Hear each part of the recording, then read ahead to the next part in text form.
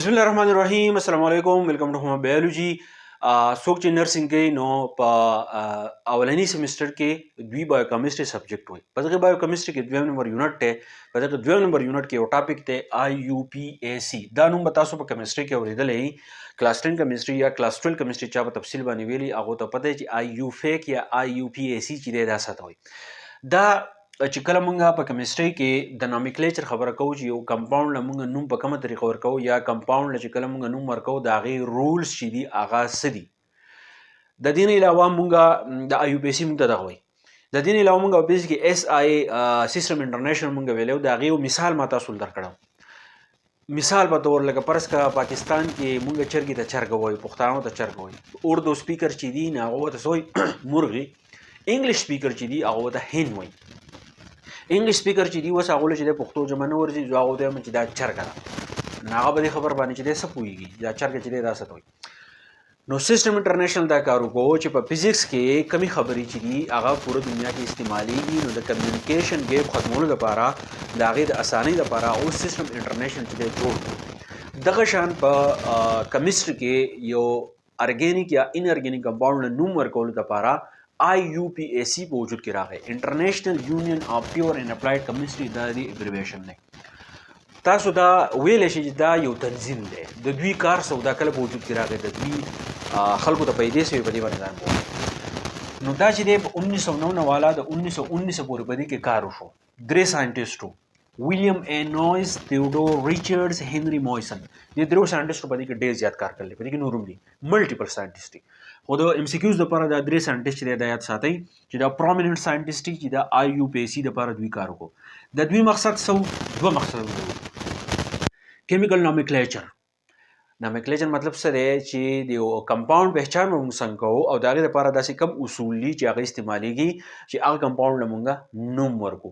دغه نومیکلیچر دی. د هغې نه علاوه ټرمینالوژي. په کیمستري کې چې کوم ټرمینالوژي استعمالیږي چې دا پوره دنیا کې چې کم کیمستري والا ساینټسټ دي، کم چې ټیچرز پروفیسرز دي، د یو بل سره انټرنیشنل کولابوریشن کوي چې د هغوی دپاره کمیونیکیشن ګیپ نه وي، هغوی دپاره دغه ټرمینالوژي چې دي د هغې استعمال یو شان وي. بیا د دې IUPAC ولې راغی دې کې کنفیوژن و. خلکو ته کنفیوژن پس کې ایډرس ډایورسټي نیمز فار کیمیکل کمپاوند. کم کیمیکل کمپاوند چې دي د هغې نیمینګ کول چې دي هغه به چا یو شان دي کو چا به بل شان کو. IUPAC ورته دا ووایي چې تاسو دا نیمینګ چې کوئ نو دا په دې طریقه باندې کوئ. او د هغې نه علاوه ساینټیفک کمیونیکیشن. کوم ساینټیفک کمیونیکیشن چې دی چې په هغې کې مسایل نه راځي. ساینټیفک کمیونیکیشن مطلب دا دی لکه زه تاسو ته دا وایم کوم ډاکټران چې دي هغوی لینګویج یو دی، کوم ټیچر چې دي د هغوی لینګویج یو دی. دغه شان بلې طبقې والا چې دي ایډوکیټس چې دي د هغوی لینګویج یو دی. کیمستري کوم ساینټسټ چې دي د هغوی د یو بل سره ساینټیفک نالج ایکسچینج کوي. د ساینټیفک نالج ایکسچینج کولو لپاره ګیپ ختمولو لپاره د خلکو کنفیوژن و. نو IUPAC چې کله راغی دا تنظیم کله جوړ شو نو دا ختم شو.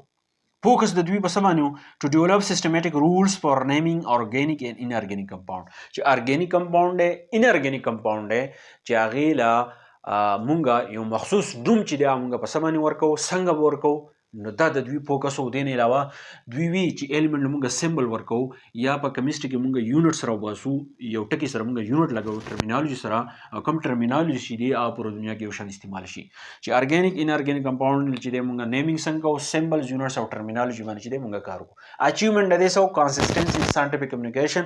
چې کوم ساینټیفک کمیونیکیشن دی چې په هغې کې کنسسټنسي راشي. چې کله IUPAC د پاکستان جوړولو نه مخکې 1909 والا 1919 پر بدې کې کار وشو نو د دغې د وجې نه کنسسټنسي روانه ده. خلک د یو بل سره نالج ایکسچینج کوي. د دې نه کس لاړ شي په سکالرشپ هلته کې لاړ شي. کیمسټري کې ساده اگزامپل دا دی چې هلته کې ریسرچ کوي.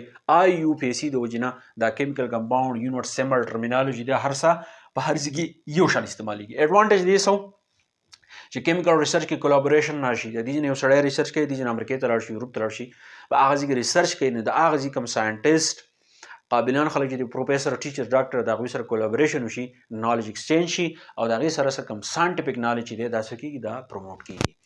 نو ستاسو بایوکیمسټري په یونټ نمبر 2 نرسنګ بوس سیمسټر کې دې یو ټچ ورکړلی چې IUPAC څه ته وایي. د دې باره کې ما تاسو لږ ډېر څه ووایي.